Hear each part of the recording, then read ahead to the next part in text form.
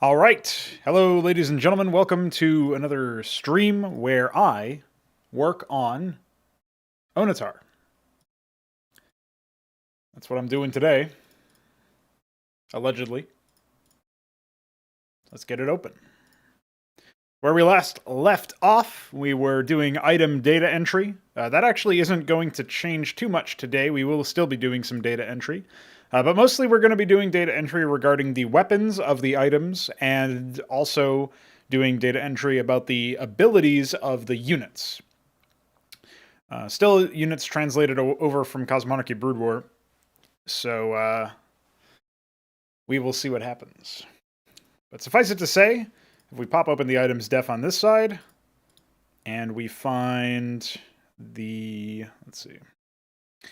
So here we go. We got dispatch pistol, for example. It's actually really easy to translate most of this stuff over because what we need to do down here is, let's see. Just get ourselves the shared category cloned over, and we'll say category items. And then I guess we'll do the same thing that we did over here. We just need to do that.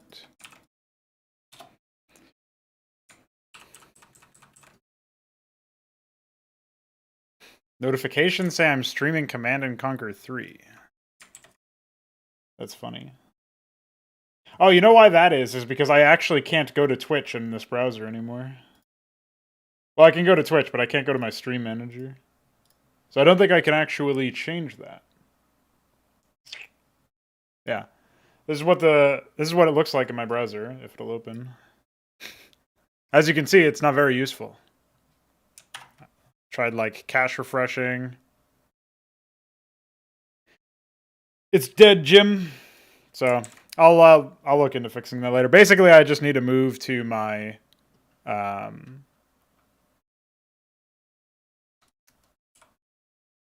I have to move to my other browser.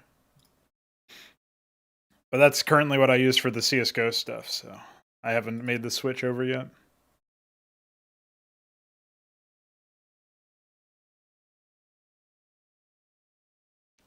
Fear not, I am not streaming Command & Conquer 3.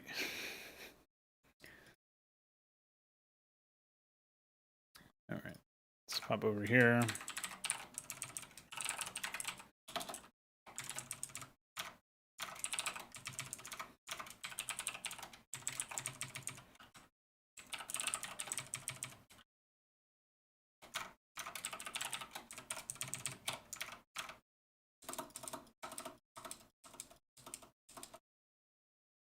All right, so as I was saying earlier, we go to hand.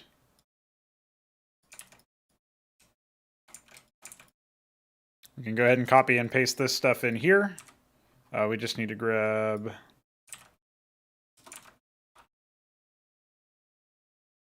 I guess it's just weapon dispatch pistol.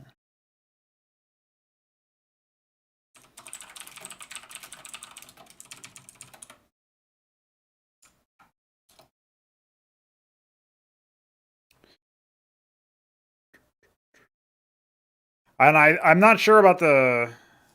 I'm going to actually just leave it as a pasted plain text because that's something that Vic needs to get back to me on.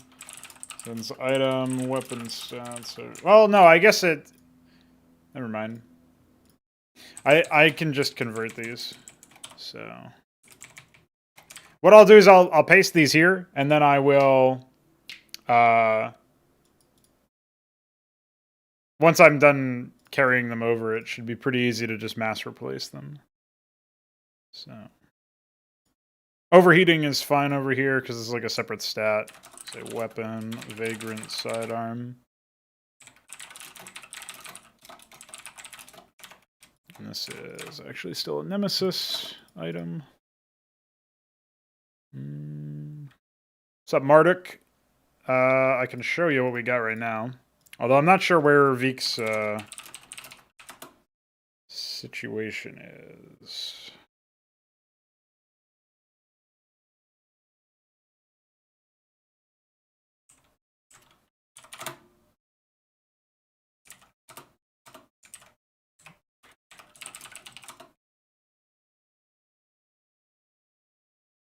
All right, that one looks fine.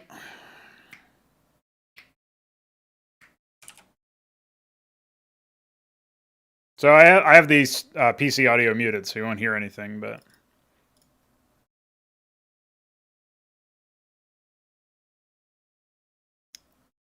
I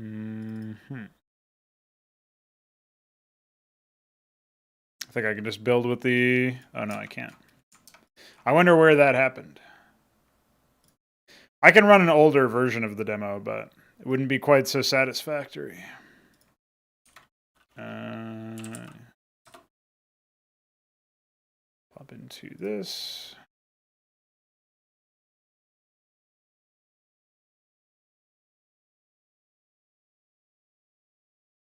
Where are we? We're in tile set.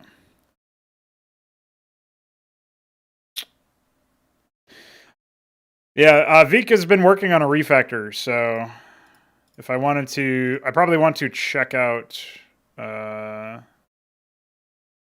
want to cherry pick. I forget how all of this is supposed to work, but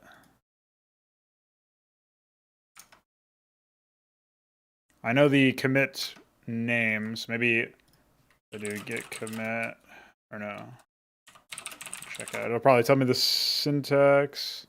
Not a git repository. Classic.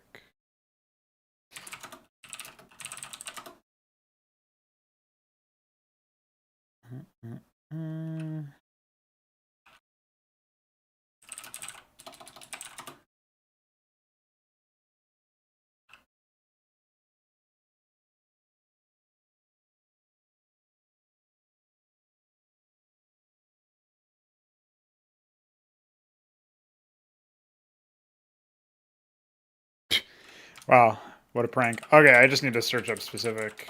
Check out specific commit. It is just that, okay. So what is this? dbf 98.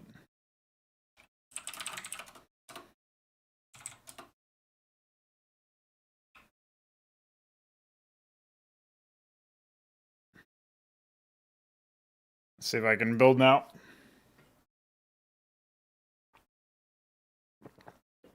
Yeah, okay.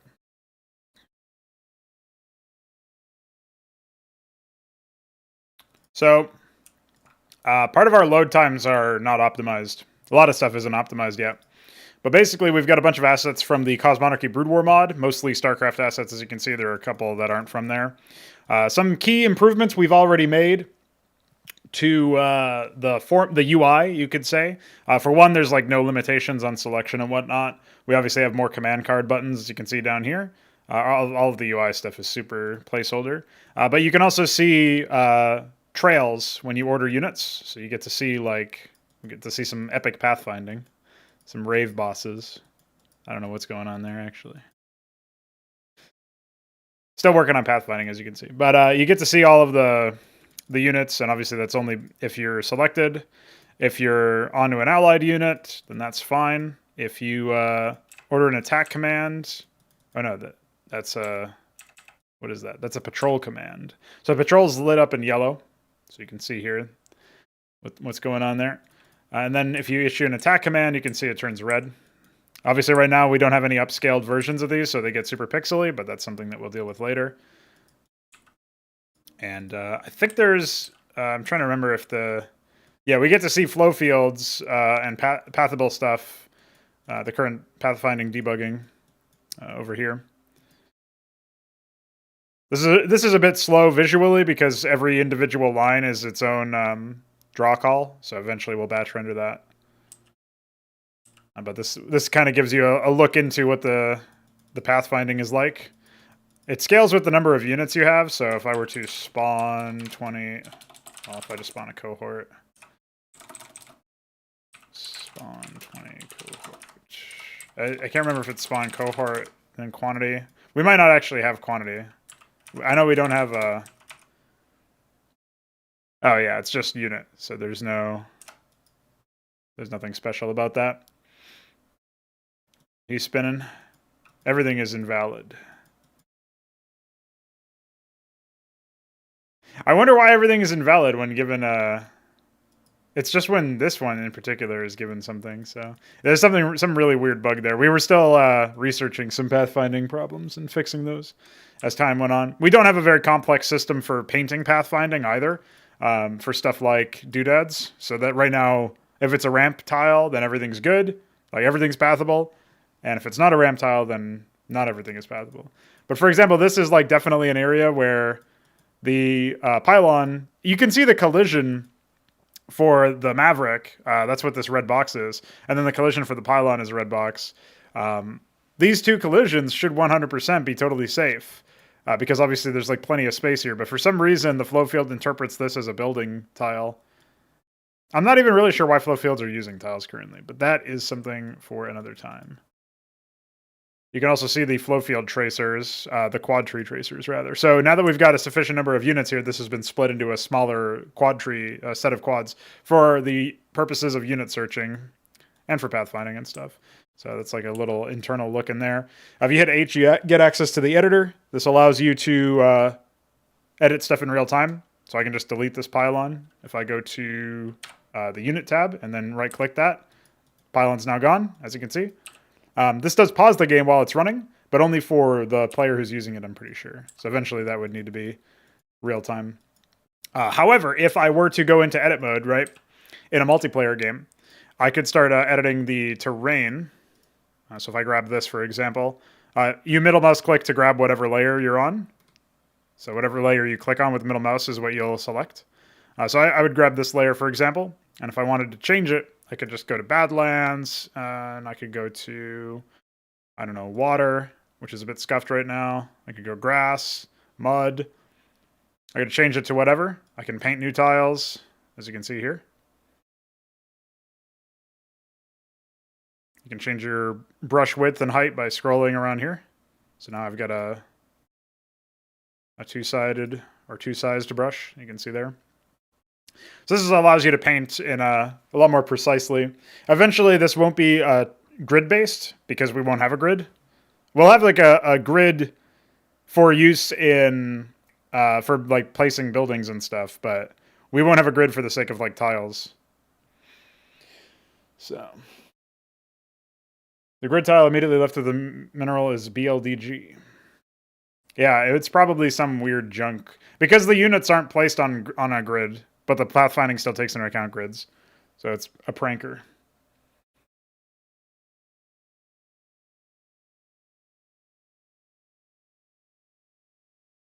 Anyway. Yeah, this is basically an idea. Mask is a bit confusing right now to anybody who's not us. But basically it affects the cliffs that we have. So if I were to change... Let me see. I could change this to the Badlands cliff, right? And then the doodads don't change, obviously. So let me find an area that's not doodadded. So here's the Badlands cliff. Now if we go and hit mask, we can then set city. We can now set it, you can see it's like, we've changed the tile inside it, right? So this could be used to make it dirt bright, dirt brighter. It could make it grass. It could make it mud. Whatever we want. So this gives you a little bit more control over the visuals, obviously. If I went to Ash World, I could make this like Ash World dirt or even lava or something like that. In fact, we could set the mask to lava, and then we could go to the tile and set it to the Ash World cliff. And you can see now that it's lava cliff here. So this allows you to basically paint as many things as you want, right? And then like, oh, the other thing too is that you might have noticed this layer color thing. So if we go back to the mud, I can actually change the hue of it, for example. So now it's like getting to a blue color. I can change the saturation so that the color changes are more pronounced. I can also make them desaturated so that the colors in general become more washed out. This is accomplished through scrolling. The value changes the brightness. Obviously, it's better generally to darken than to brighten. But even then, you want to use that pretty sparingly. And then I can also reduce the alpha, which makes the tile overall more transparent. So now if I click off of it, you can see that it's much harder to see. And so you can do all of this to mix and match a bunch of stuff. Eventually, the layer system we have will be a little bit more, I think decentralized is a good term for it, where you can isolate it a little bit more. But this is still super early days of the implementation. Yeah, I mean, there's definitely things that you can do. I mean, obviously that's mud, so it's not a very colorful graphic, right? But if we were to take, for example, this is actually snow that we experimented with dropping the... if we actually dropped the alpha a bit, it would look a bit better. But we experimented with making it black to make it look like almost an ash tile or something, right? Like actual ash, I mean. So if we were to lower the alpha a bit more, you can now see. I'll take the...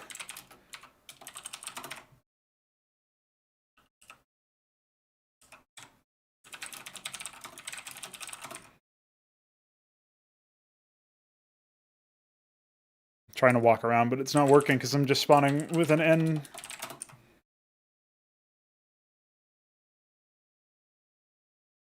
So you can see now the transparency changes made it a little bit more easy on the eyes, I think. All of our shadows are done procedurally, and that means that, like, for example, here we don't have an actually proper algorithm for the shadows, so that is a problem. Also, there's some weird tile bug here. I actually don't know what's going on here. Oh, it looks like I was just missing the other tile there, so that fixes that. So yeah, this is just like a small example of what we've done in about 3 months. Another thing that we did recently is we took the... I'm glad these guys are still spinning. Around buildings in particular is pretty bad for pathfinding. But we were able to set it up so that we have the ability to pathfind. That's a joke, obviously. We can build stuff. There's some bugs on AMD GPUs, which is what I have, that aren't present on NVIDIA ones. And that's mostly based around the OpenGL stuff. It's really hard to standardize OpenGL across all drivers. So I don't really know what's going on there, but...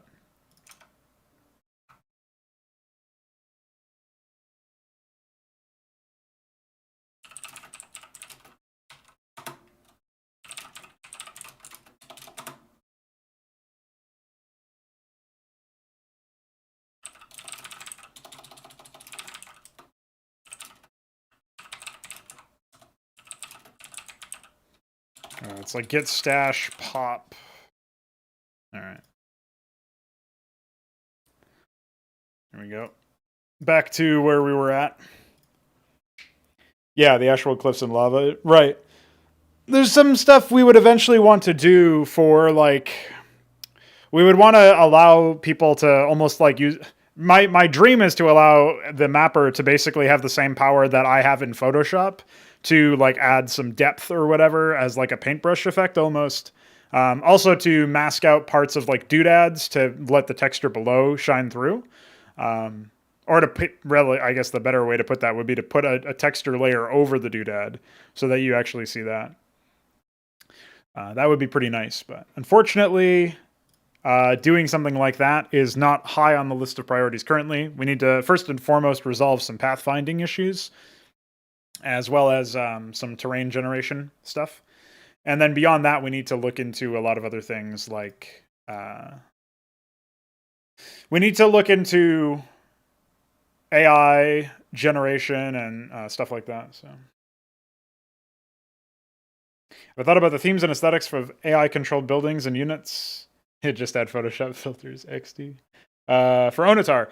Yeah, so you're talking about the supplicants and the obsidian tower, the monoliths. So monolith probably inspires some sort of idea of like a really tall structure. And that is what I would go for some things. The obvious thing that you would maybe want to look into, actually, is I'll fire up the Cosmonarchy Brood War mod. Oh, this didn't actually go to the right one. It's a classic.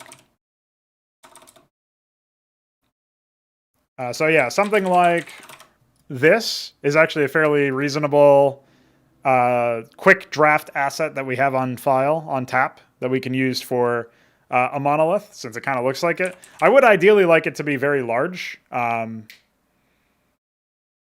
yeah, we'll see. So since Marduk was talking about good old school RTS, yeah, if you haven't heard of Cosmonarchy, that is the RTS plan that we have. I'll briefly bring that up and show this page where you can read more information about it. We plan on having a maximum of 20 unique factions. Each will have about 100 units and maybe 40 or 50 buildings. That count will vary on an absolute basis, but I think that'll be the average. Or maybe it'll be the upper bound, I'm not sure. But the idea is that we'll have 10 tiers of technology that you can explore. I think maybe if I'm not mistaken, we may have actually gotten that number down a bit. So instead of 100, it was something like...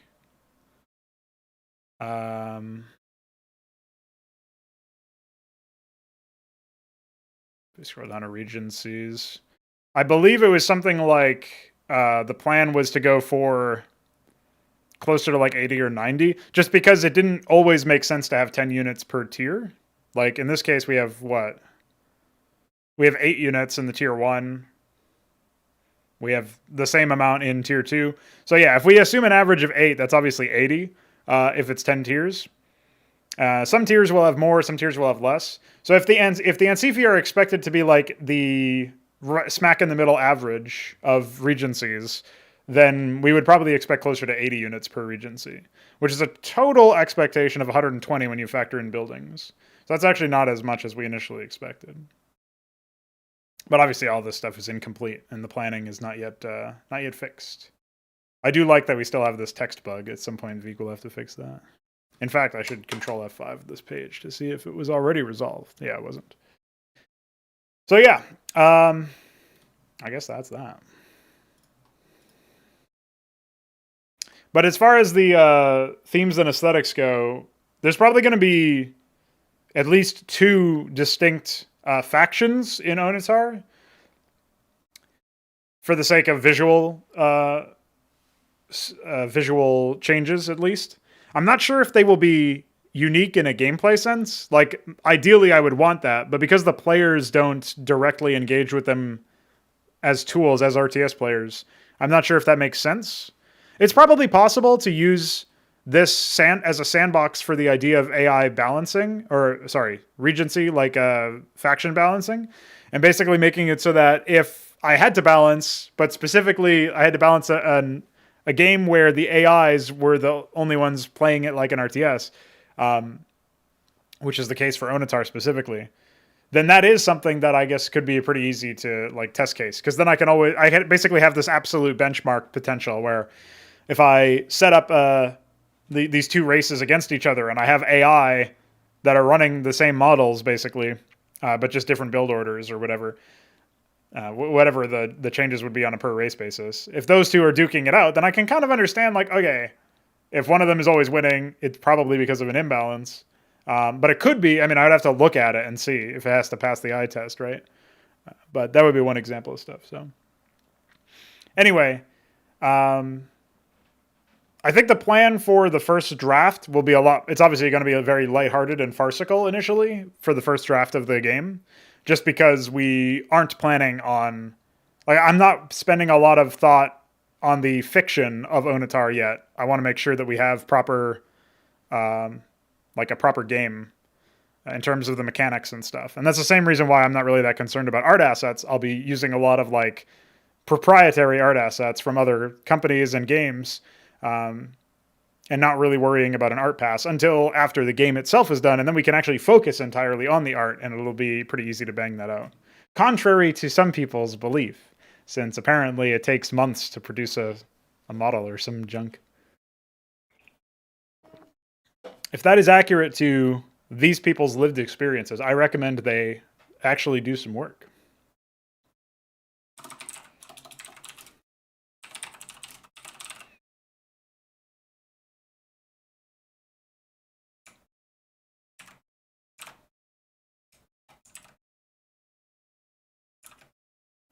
I can't remember if icon ID was something that was in here. It doesn't look like it, but it probably should be. I do see that there's some weapon hit and stuff that I'll need to figure out. So let me just add this.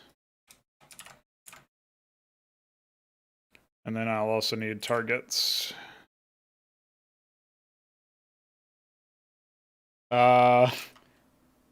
Probably not. I did, but so the thing about better Twitch TV is that you actually need to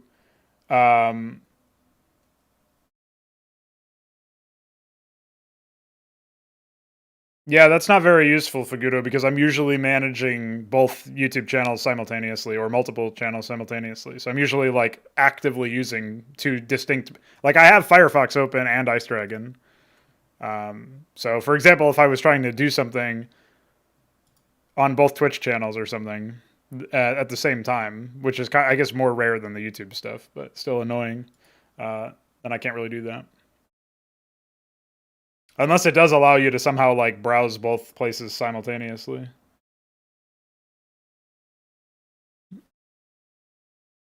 That is still going to be kind of annoying because I won't be able to at a glance know necessarily which profile is in, like if I see Firefox in this open program list, then I know that that's my second channel browser.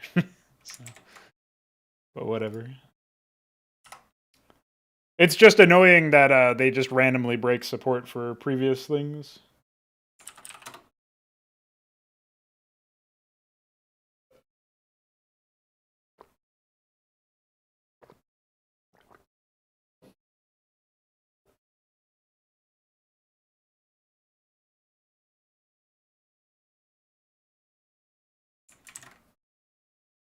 JavaScript indeed, homie.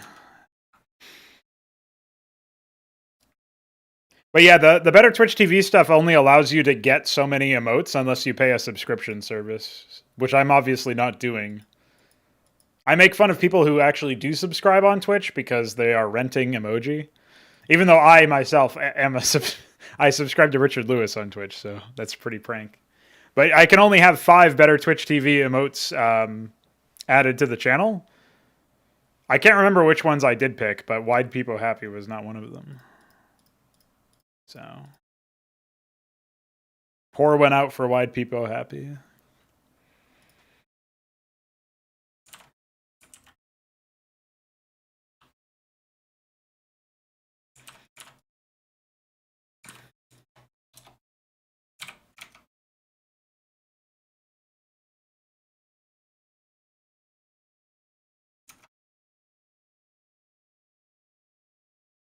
Oh, here we go. I actually did do weapon here, so it's even better.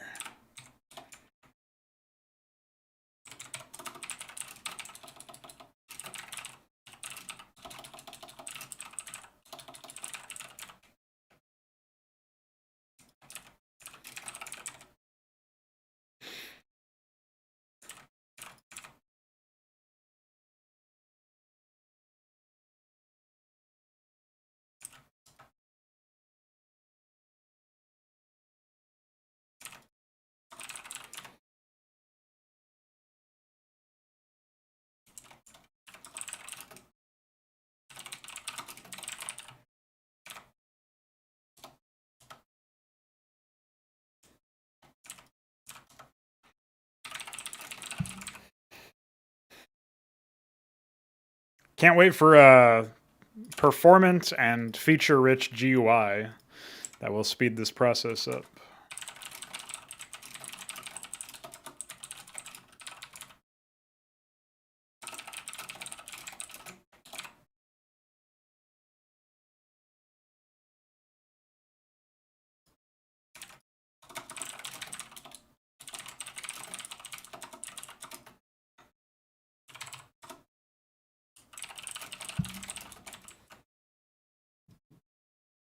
It'll be interesting to have a MOBA where you can only attack ground units sometimes, depending on your equipment.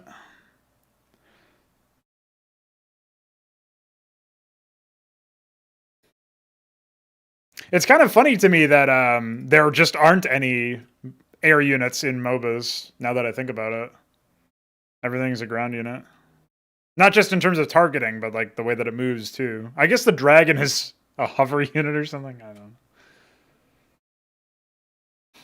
A live terrain editor with Twitch integration. Wait, as in what? Like...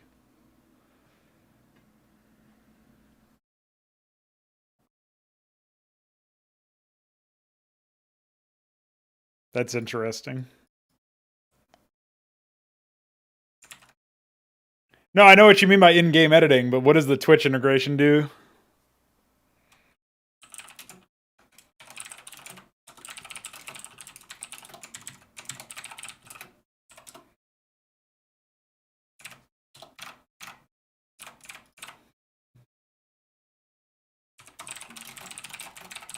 I don't know if I was actually doing the weapon thing for some of these.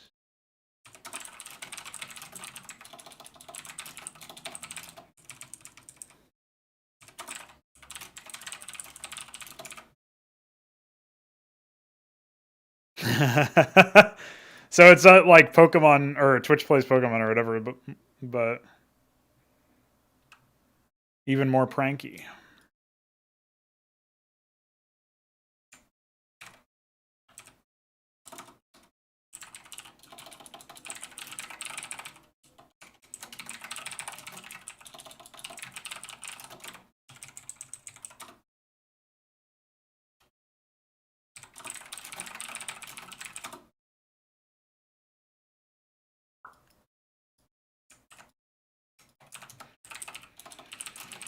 I can't remember a feathered flamethrower.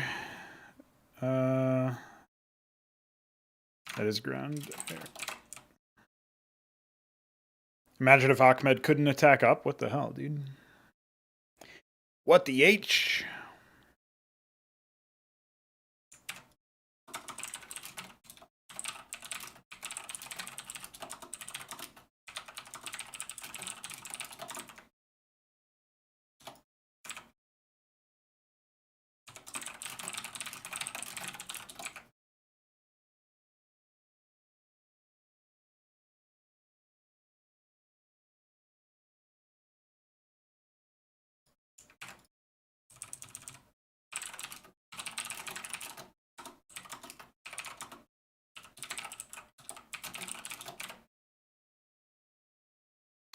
I know there's going to be some parts, like a weapon flags thing, that I'm going to need to copy over at some point.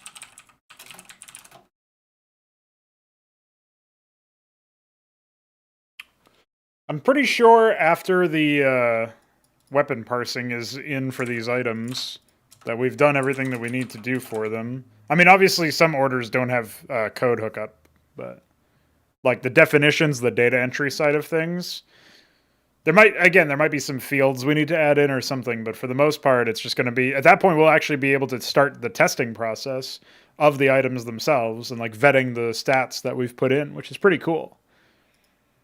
Like basically no time at all in terms of like from seed to crop, if you guys know that analogy.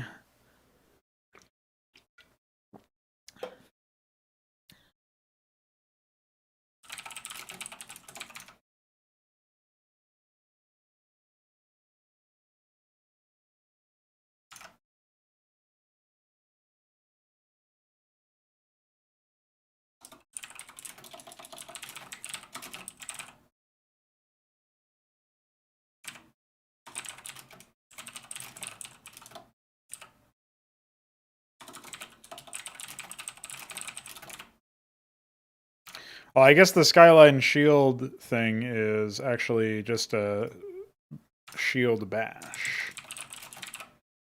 which is shared by all shields.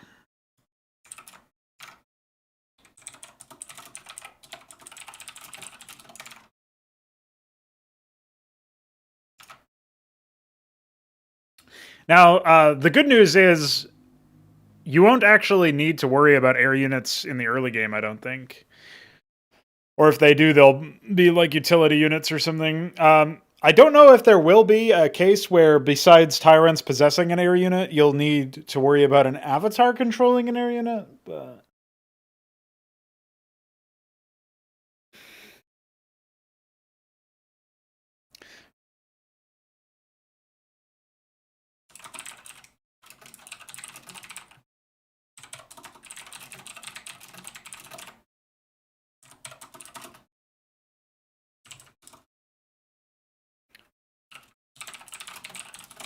Does uptime actually work? That's my question.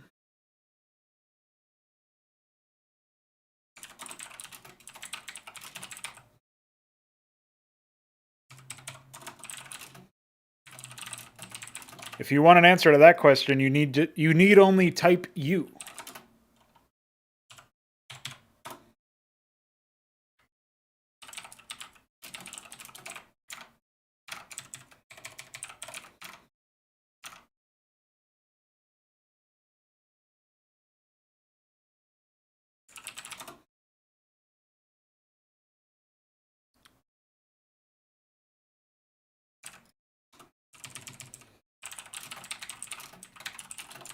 I don't know. I feel like that's a generic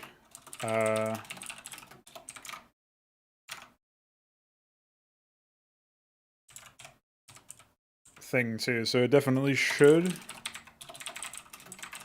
I'll see if I can see some obvious way to enable it. All right, weapons are done.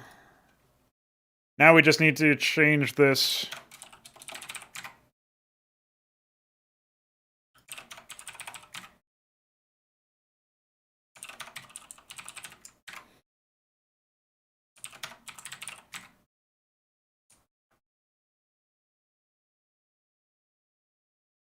Is there an obvious... Oh yeah, the luminary should have factor. Okay. Oh, wait, that's not what I wanted to do. Owned weapon factor. Okay, so all of these stats should be legit now. I'm not sure about... Is splash the same thing?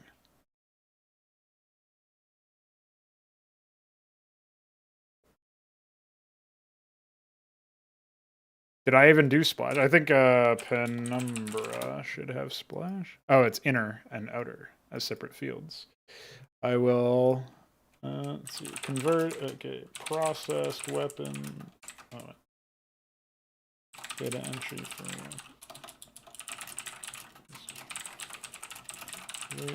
item field. Pointing to weapon stuff entry.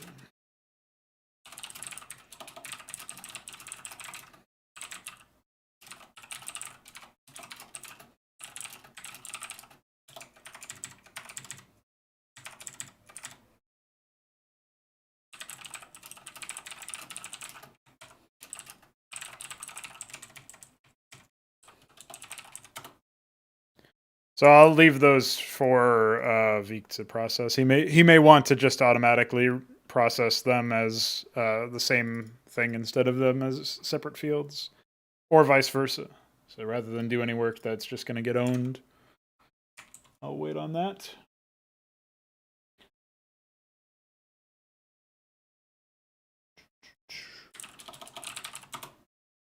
Let's see.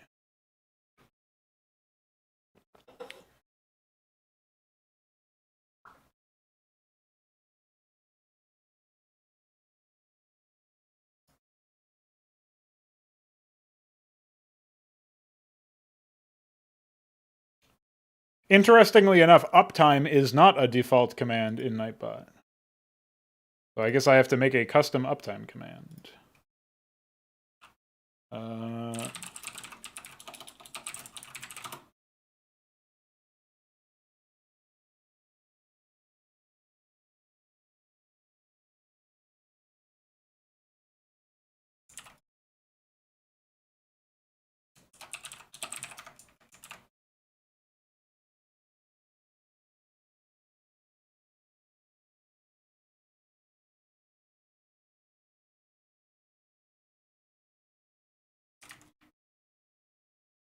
Well, feel free to try it now.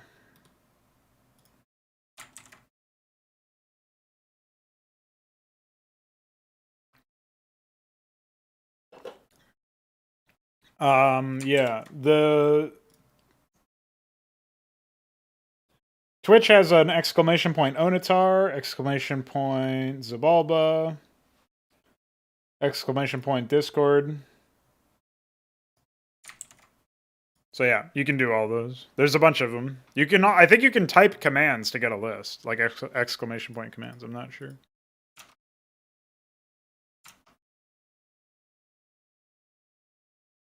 So if we take a step towards orders, sure, we will reload. Let's scroll to units.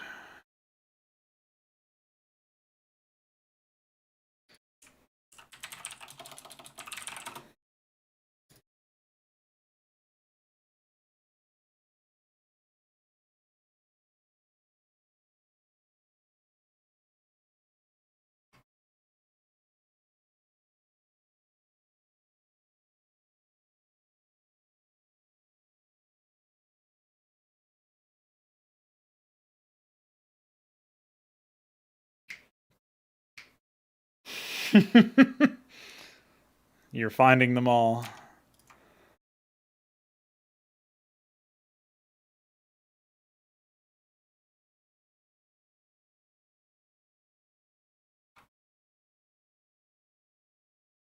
All right, let's take a look at some of these. So,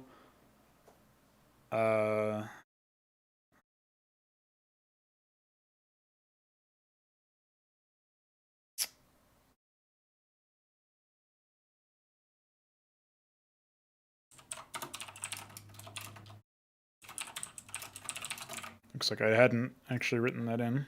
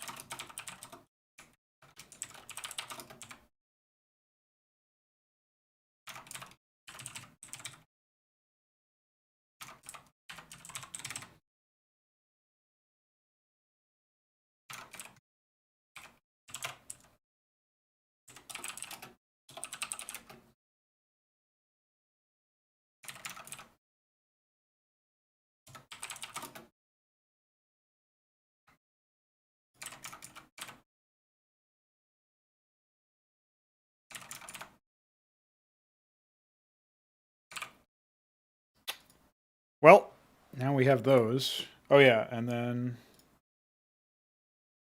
all right. I think at this point, I'm pretty sure most of these things are going to have to be like defined somewhere in the code base. I'm kind of curious if there's even any code for Stimpack.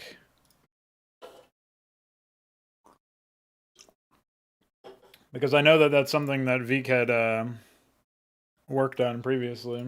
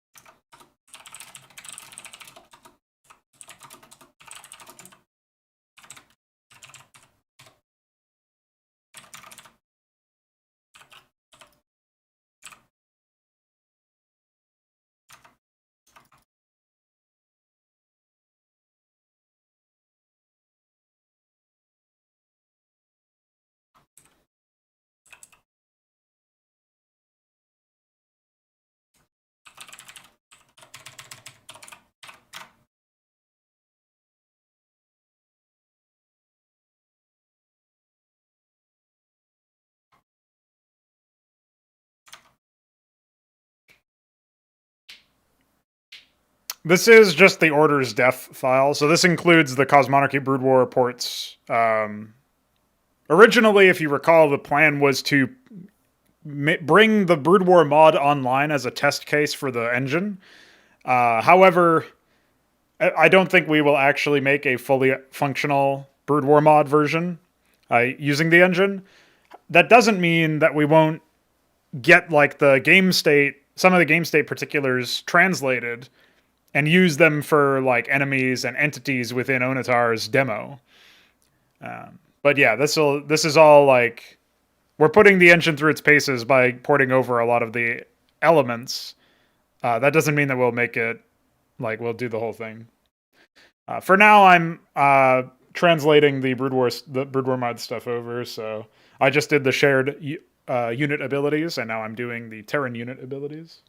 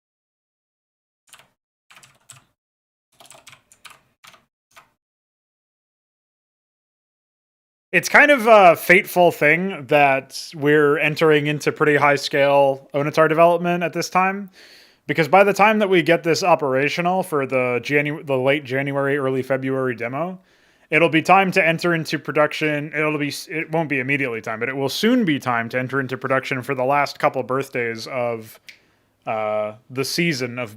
I've decided to make a whole fucking year of birthday releases, and I'll see it through just because I don't want people who have actually been around the community for a while to feel left out.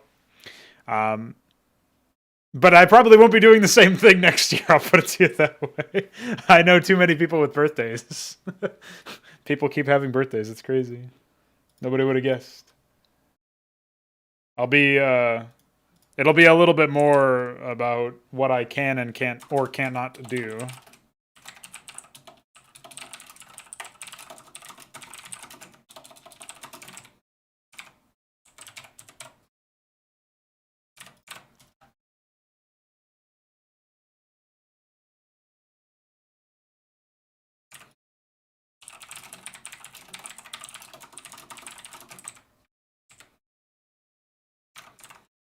But yeah, the reason I bring that up is because the people who are up next for birthdays include mostly individuals who are more have a reasonable interest in micro maps or RPGs or like stuff that isn't strictly an RTS avenue. So.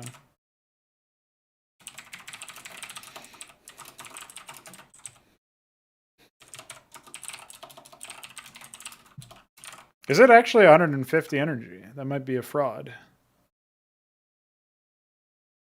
I know they have a lot of ways to regain energy, so...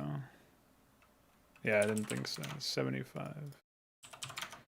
I figure I'll catch a lot of those inaccuracies. As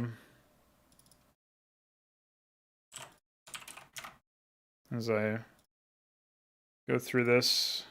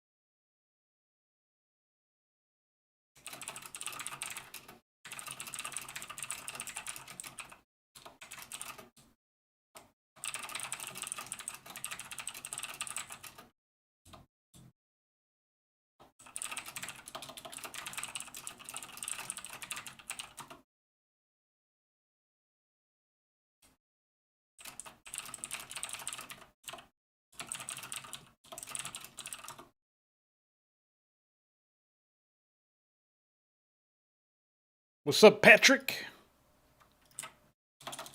Whoa, don't do that.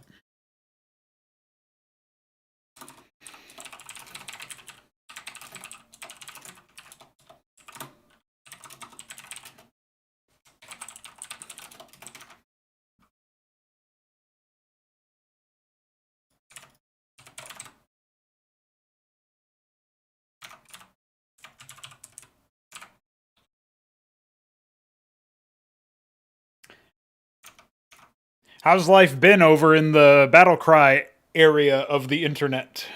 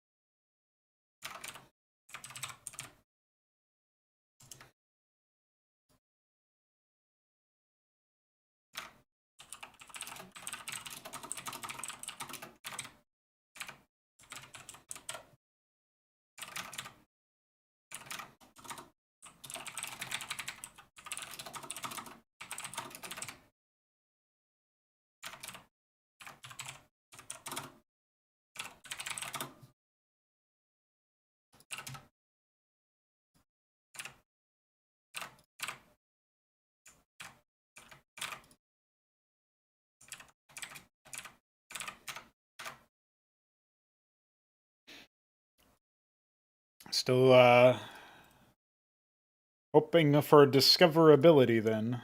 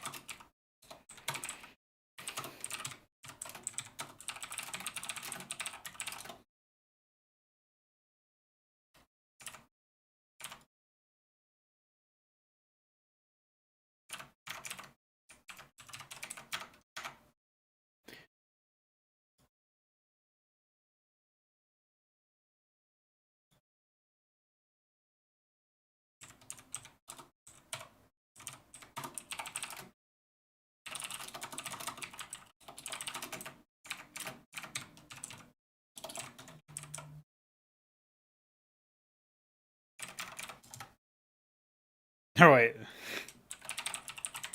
Probably shouldn't just use the name of the unit. It's a bit of a prank.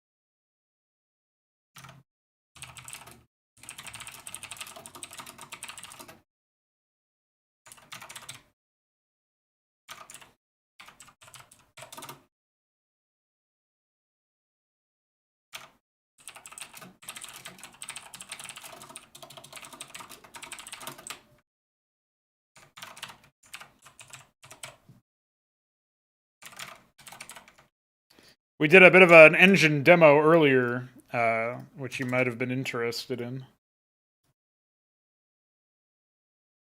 All in all, I think it's pretty nice to have done as much as we have done in just about 3 months of work.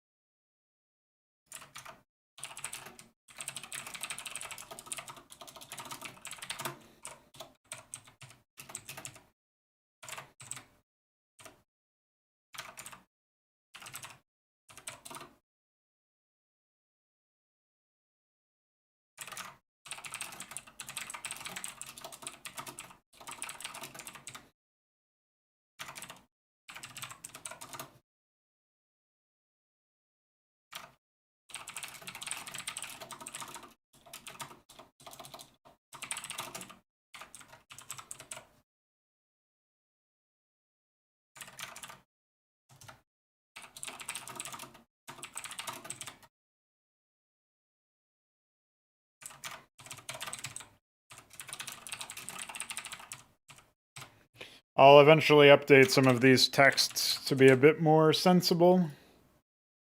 They're a bit vague right now.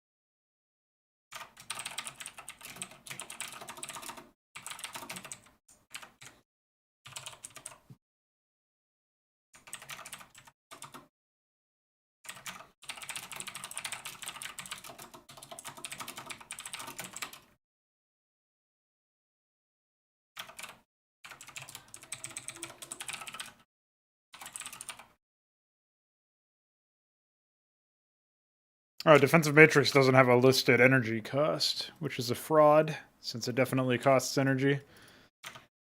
Let's find out how much it is.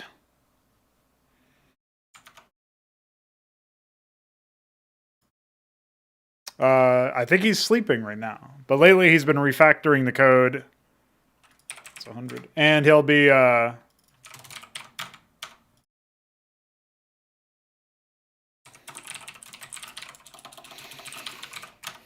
focusing on the pathfinding fixes. As we just saw, it's not exactly usable currently. That's actually probably the worst it's been in a while, so that means that his refactor must have been addressing that for the most part. Not sure.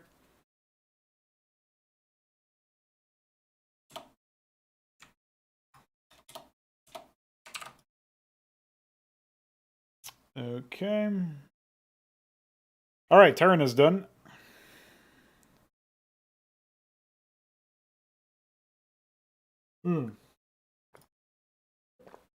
Never mind. I don't know if that is actually the case. I need to do buildings too. And of course, workers.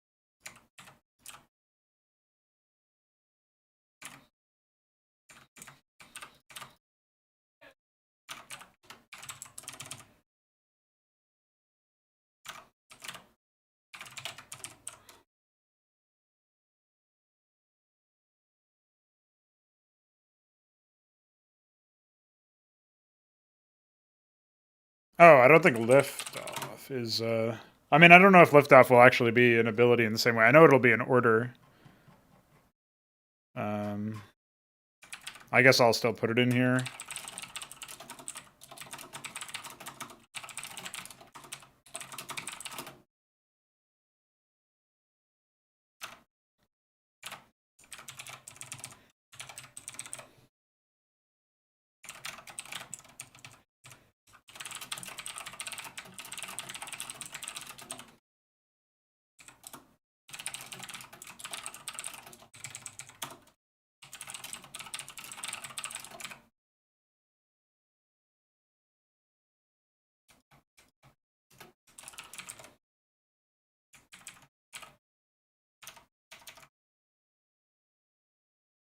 Once Vik has wrangled the pathing, I'm gonna get him to implement portrait handling, which will actually just be a sprite sheet. Later today, I'll actually prime some assets for that, but for now, I still have got a lot of work to do for orders, right?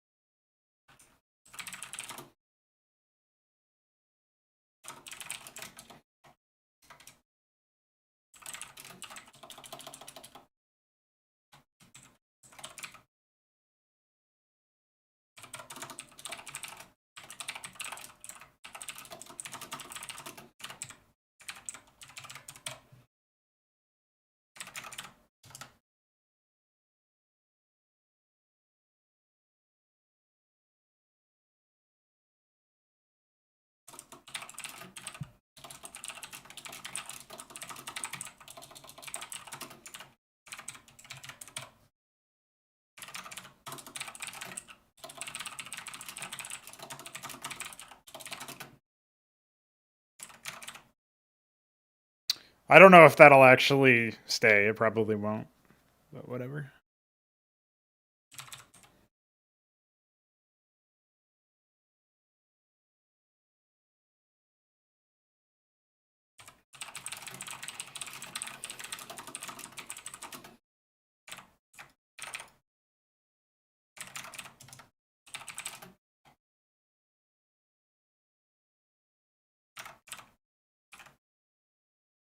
I guess the treasury doesn't actually have an ability since supply is removed in this game.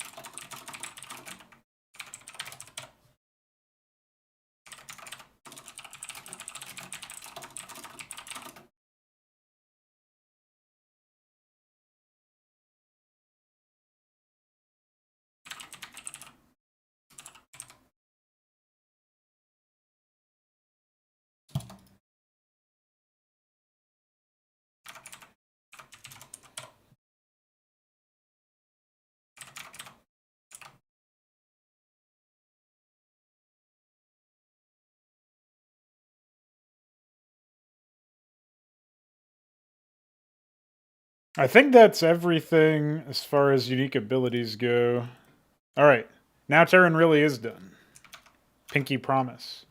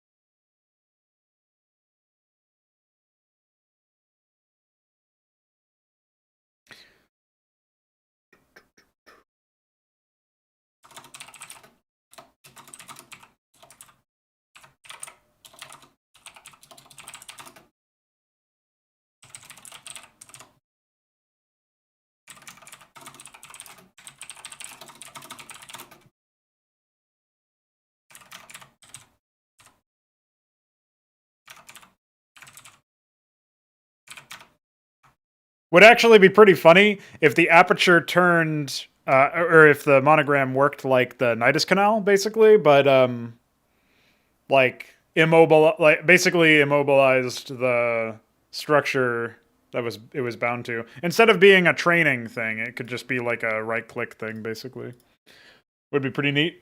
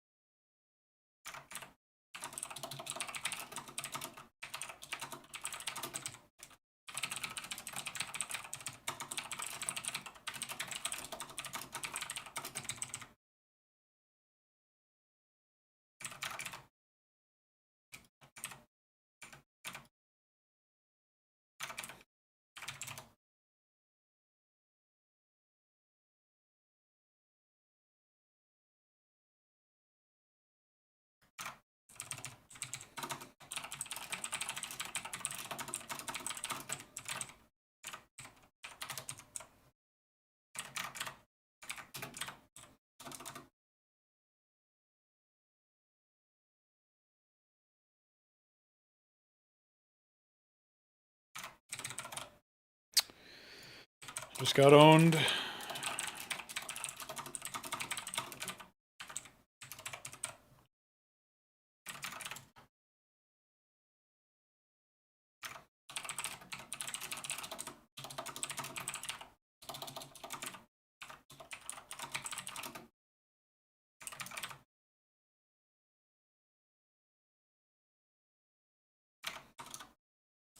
It actually looks like Terran's had the most, like, way more abilities than, like, on a per unit basis or whatever.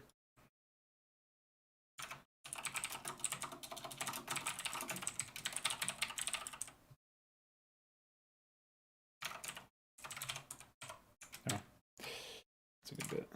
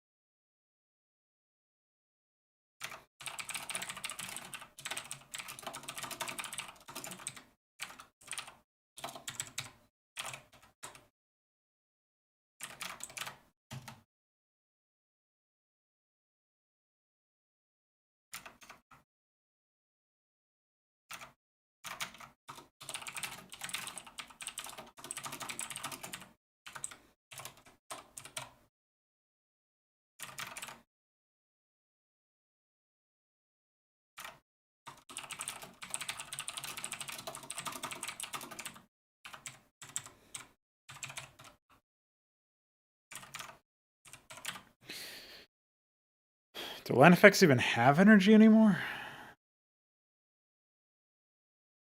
No, I didn't think so.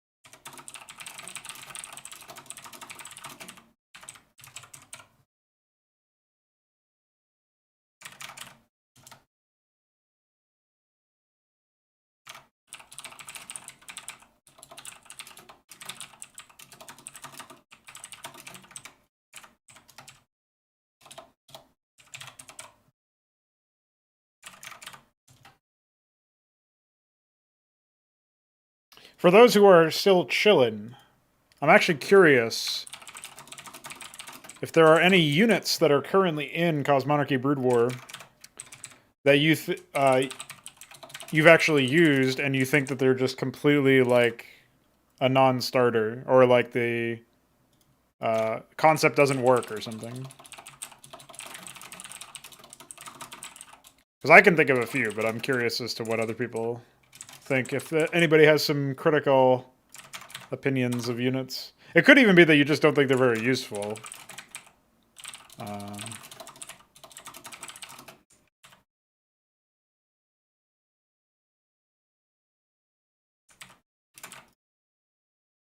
That would be valid as well.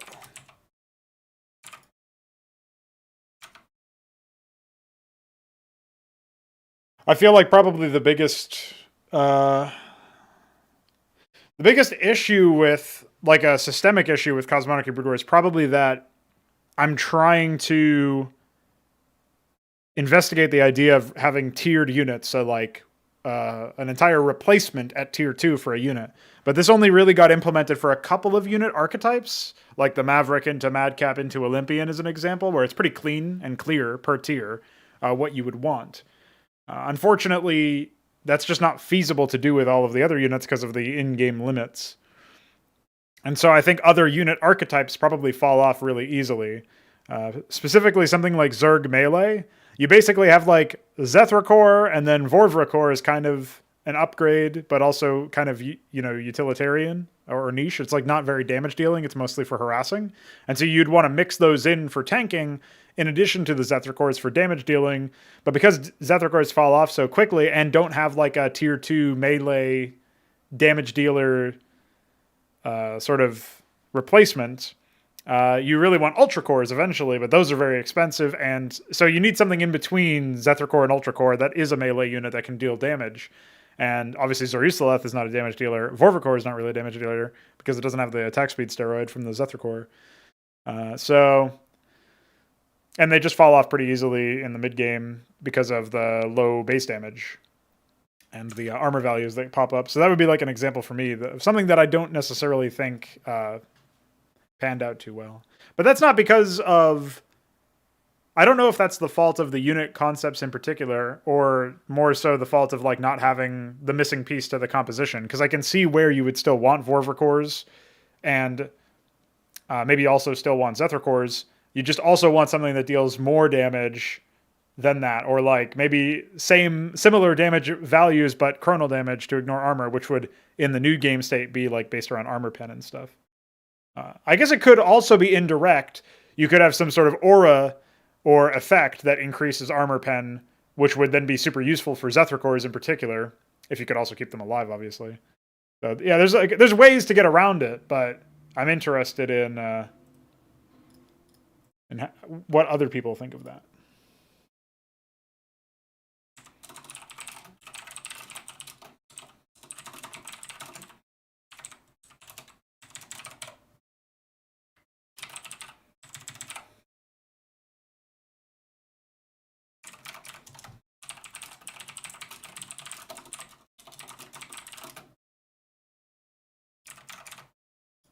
Trying to think of other examples as well of stuff that just might not work out too well. What I know does work out well is the fact that I just smashed those. Oh, I think I did forget the...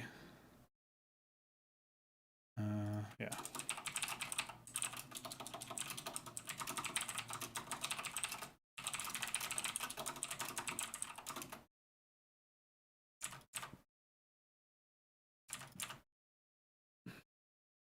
Sometimes I do question the wisdom of...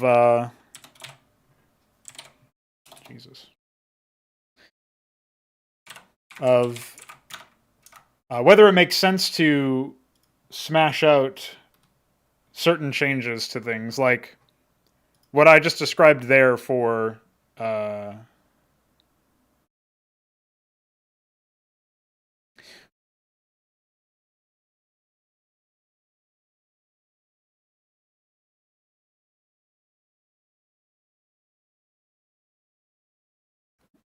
you don't necessarily like you can make observations about holes in the composition, holes in the game state, but when you implement a fix that you think, or like a new unit or an ability or something that's supposed to offset that, you also have to wonder.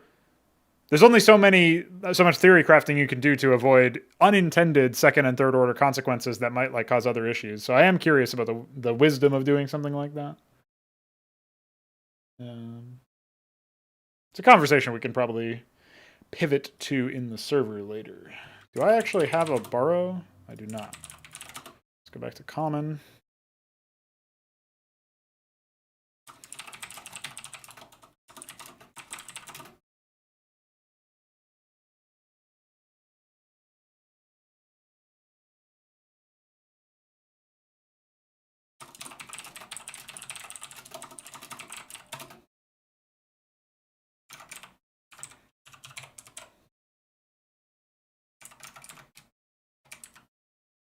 I actually can go to Zerg here, which wasn't even something I intended to say, but whatever.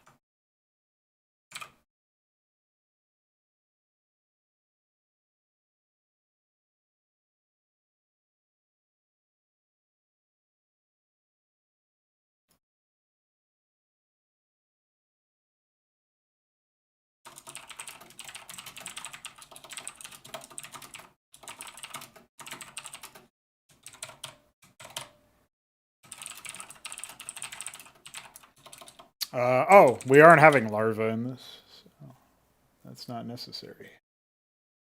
Owned.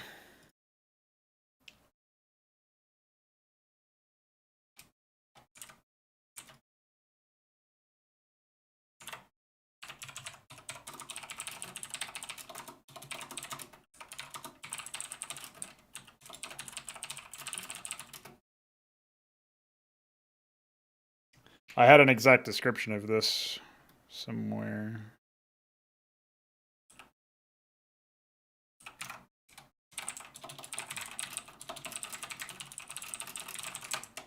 I guess we'll go with that for now.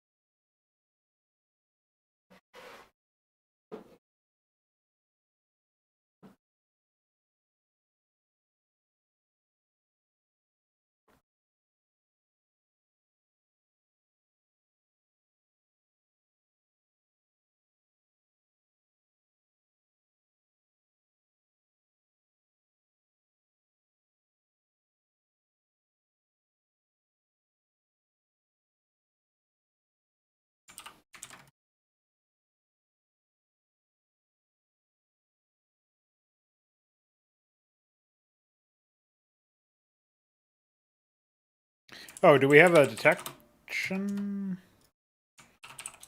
It's like partial observance, right? Yeah, okay. That's definitely not confusing since I also have the Seraph observance. I'll have to rename the ability or something, but that's for later.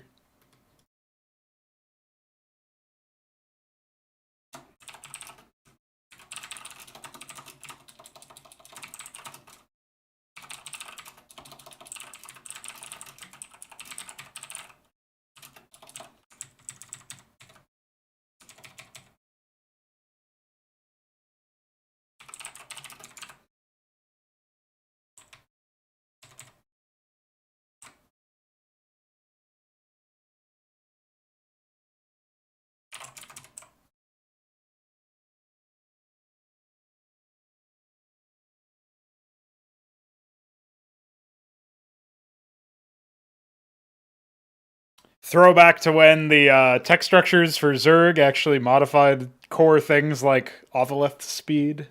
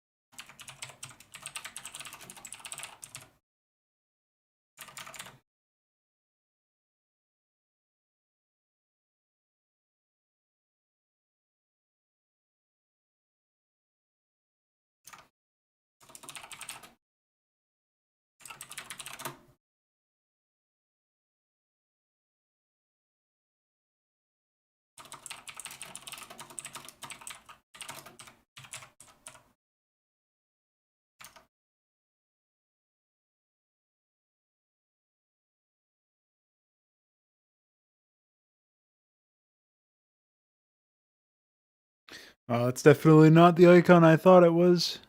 It's 283.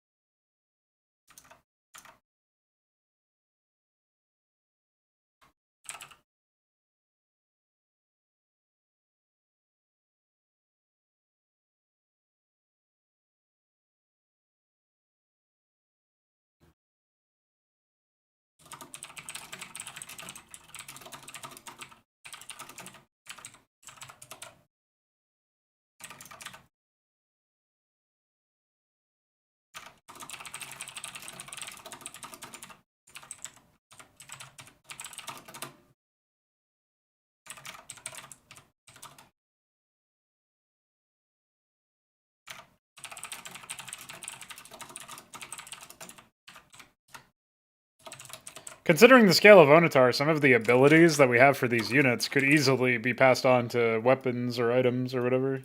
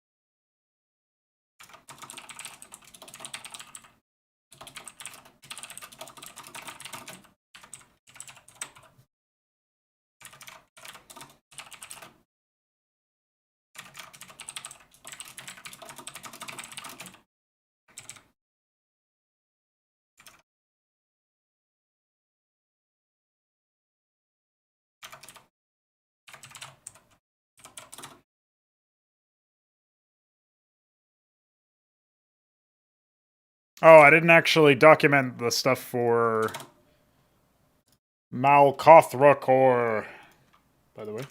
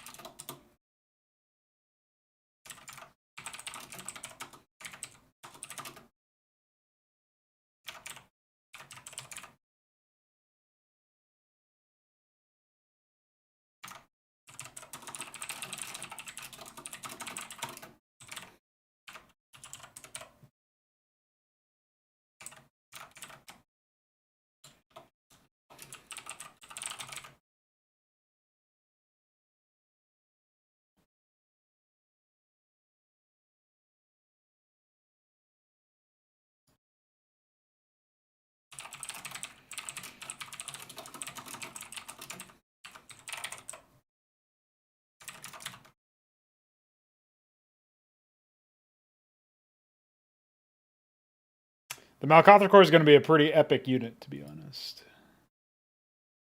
Eventually.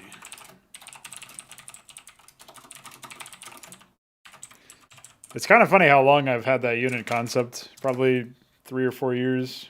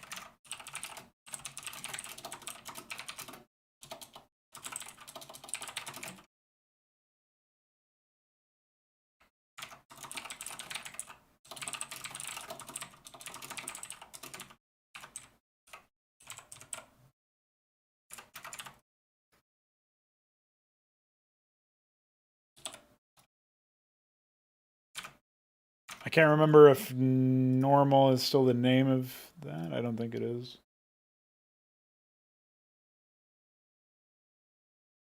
Impact.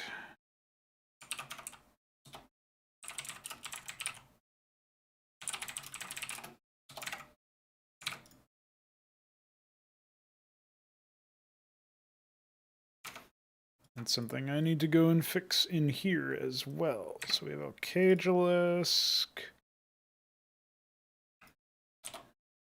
Impact.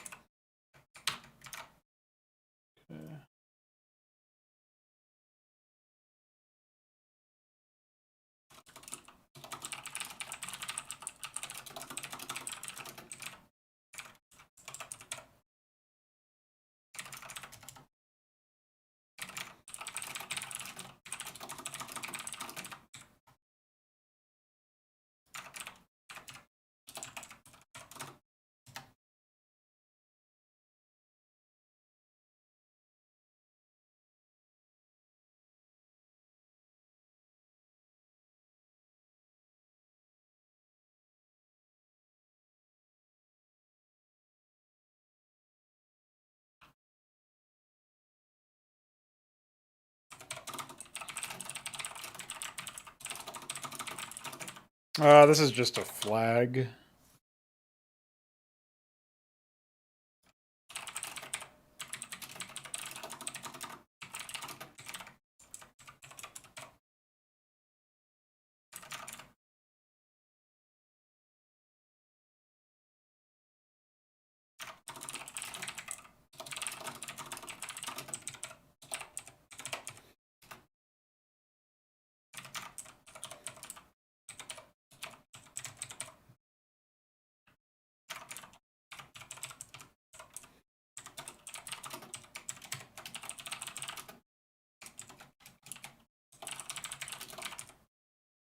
Oh, that's super old, actually. Let me just copy the string from in-game.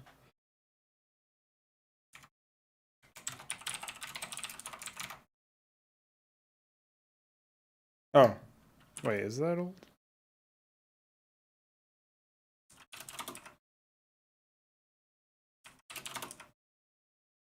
Yeah, okay. It's also wrong in-game.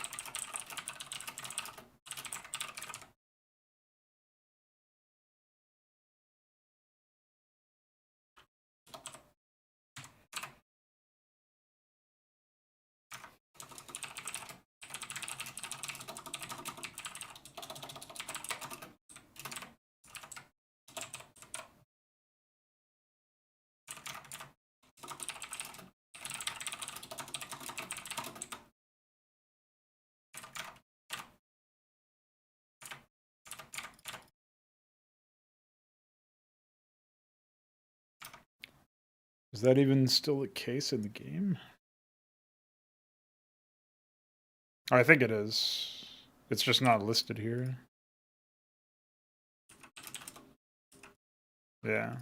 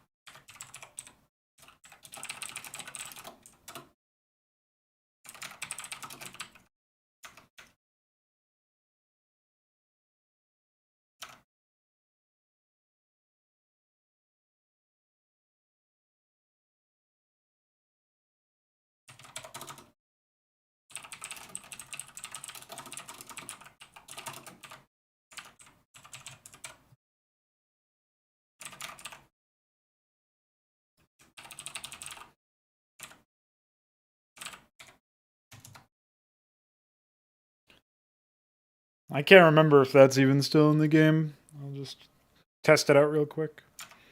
And obviously I have to go through and fix the names for everything, so...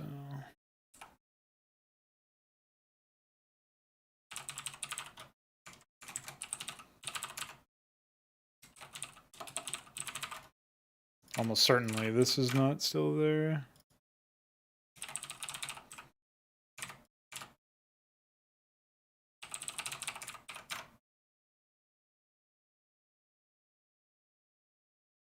It's still listed on the unit, but that's a fraud as well. No, it's old.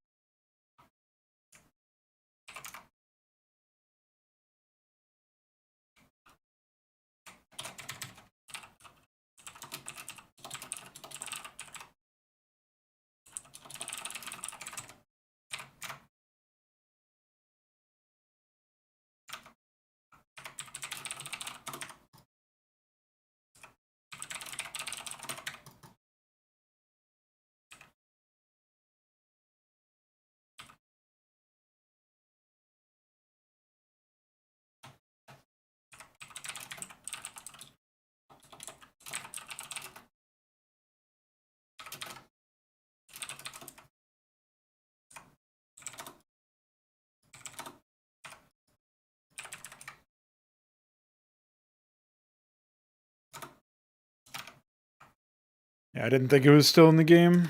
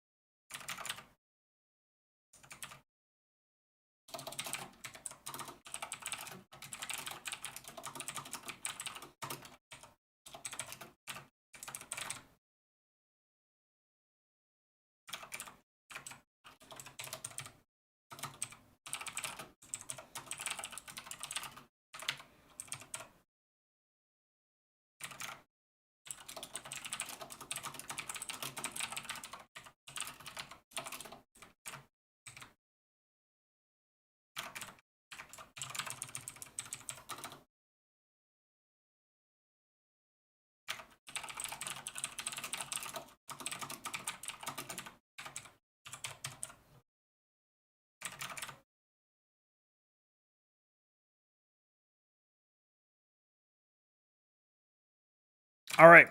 That is it for abilities as far as I can see. Oh, there is one more, which is...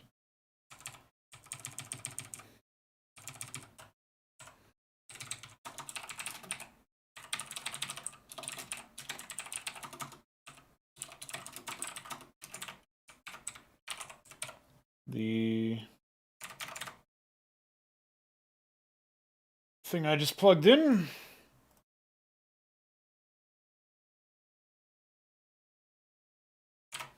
I'm not documenting the infested geyser since I'm not sure that it'll actually manifest anyway.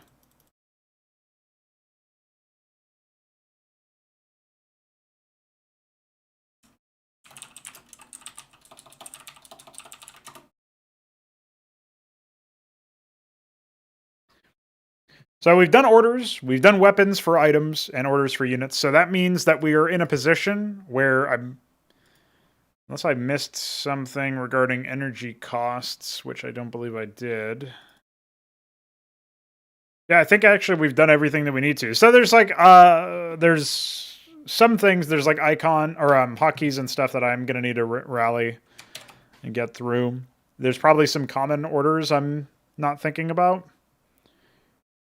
So I'll think about those. But for the most part, I think our data entry stuff is taken care of besides the sprite sheet stuff that I was mentioning earlier.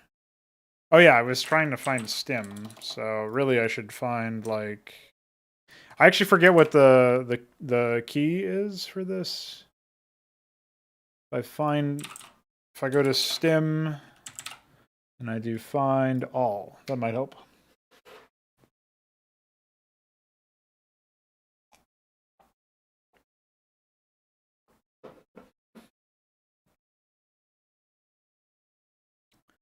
Jesus. Okay.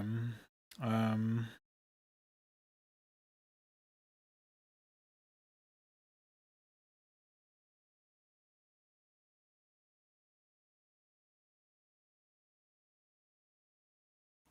see auto enums. Okay, it doesn't look like there's anything for in the code base yet for handling ability things. I wonder where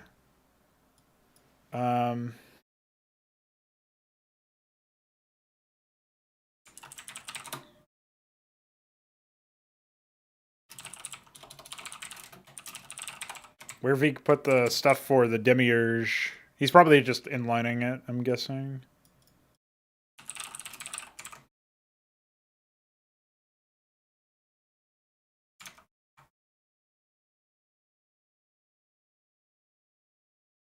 It looks like oops. That's not what I wanted to say. Pop this open. Just need to pop open to the matrolith. Yeah, it looks like for whatever reason the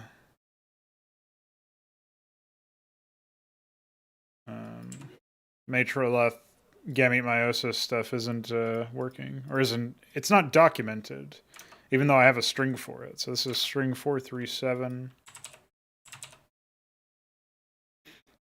We do need to find the icon though.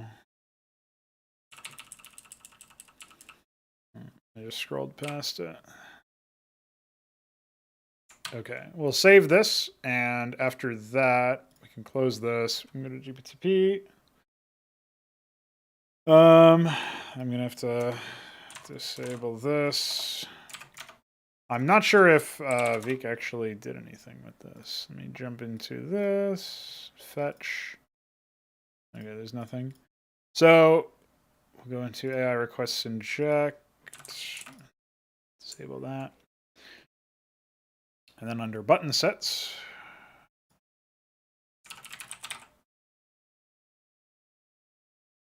Yeah. So the code is in here actually already, which is pretty funny.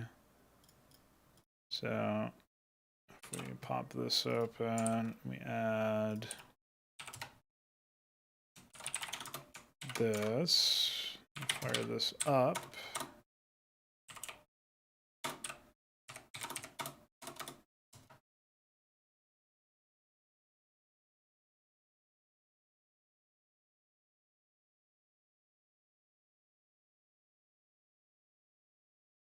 Okay. That seems fine. That's all I wanted to confirm.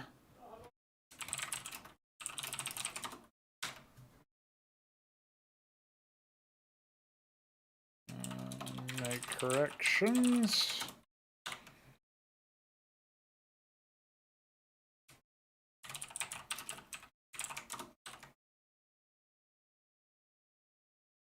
And then First run data entry for item weapons and unit abilities.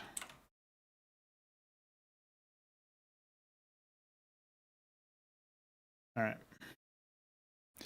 Okay, so at this point we are in pretty good states, I would say, as far as like the general stuff is concerned.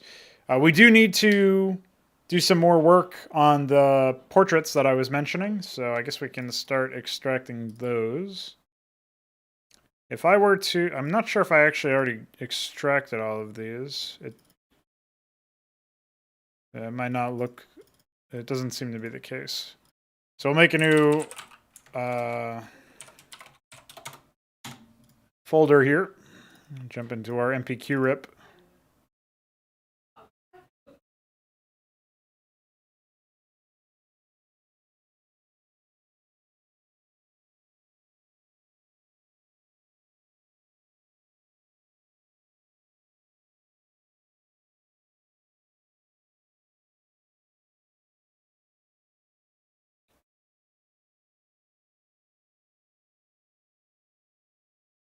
I don't actually remember. Oh, here it is. Smacker W.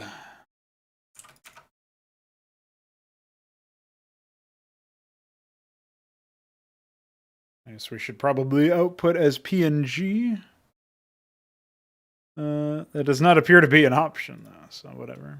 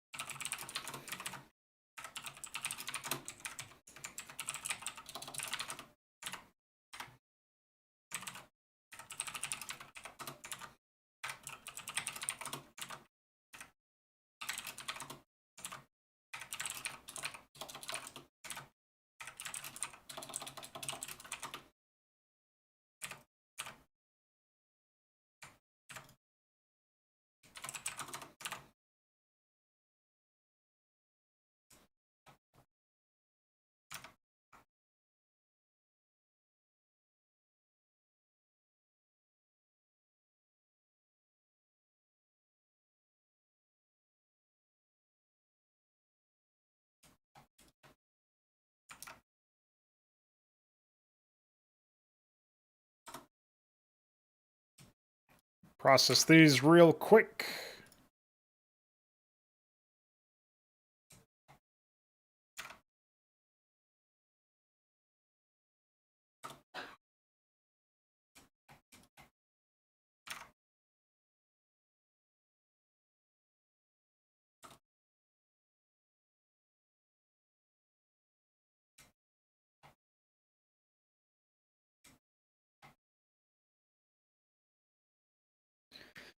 So now I'm thinking we fire up good old PyGRP and we do a new, what are we doing? Import, export.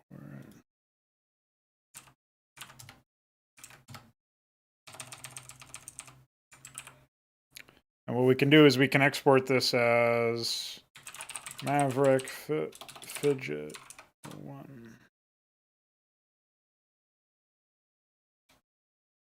We can kind of just do this over and over again, I think. Maverick Fidget 2.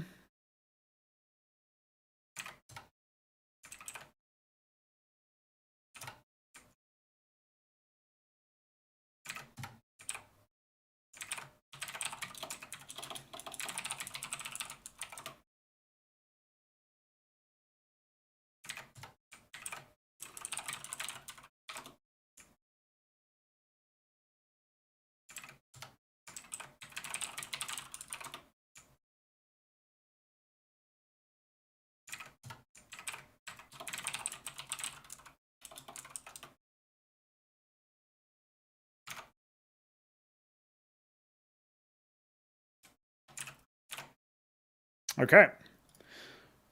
So now we should be able to composite this pretty easily. We know we've got 7 times, let's see what this height is. 56. It's 392. And I think they were all the same width, but I'm not sure. This is 600. This one's 900. So we'll do a 900 by 392 image. Background will be black. We'll start loading these in. Oh. It looks like we may have to load these in from independent sources, which is pretty annoying. Unless I did my math wrong. No, that should be correct. Yeah, they just... There's probably some setting in Photoshop that I can disable that with, but if there is, I am not sure what it would be.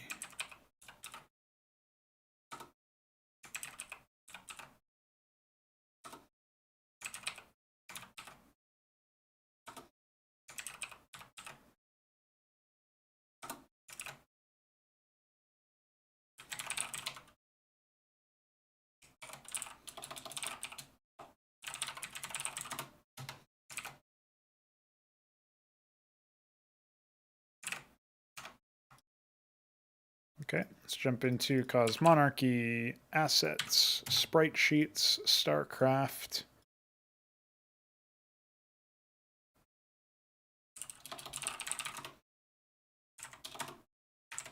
Portrait.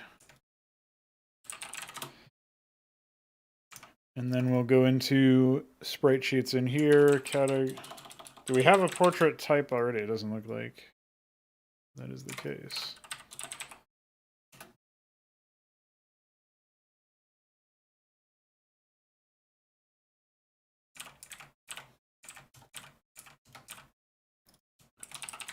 Portrait. We'll do...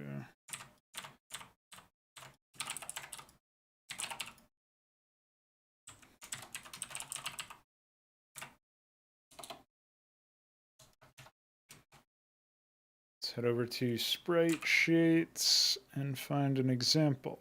There we go. Sprite Sheet. Maverick. Portrait. Image assets. Sprite Sheet. StarCraft. Portrait. Terran. Maverick. Maverick.png. Frame width. Frame height. I don't know if it's actually 56 by 56. This is 900. 1, 2, 3, 4, 5, 6, 7, 8, 9, 10, 11, 12, 13, 14, 15. So it's a width of 60 and a height of 56. And we'll say animation idle.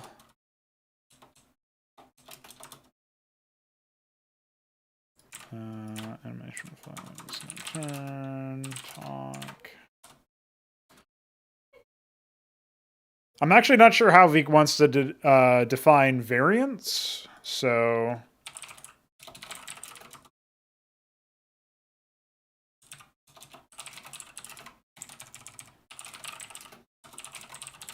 I know there are 0, 1, 2, 3.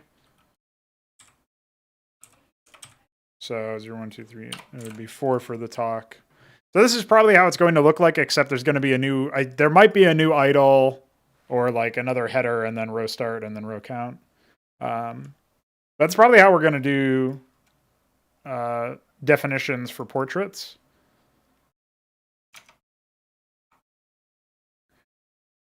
So if we jump back to units and we go to Maverick, and we do portrait, Maverick portrait, which is a bit redundant, but I guess we could do portrait Maverick or something, and then I can rename it later, and that's fine.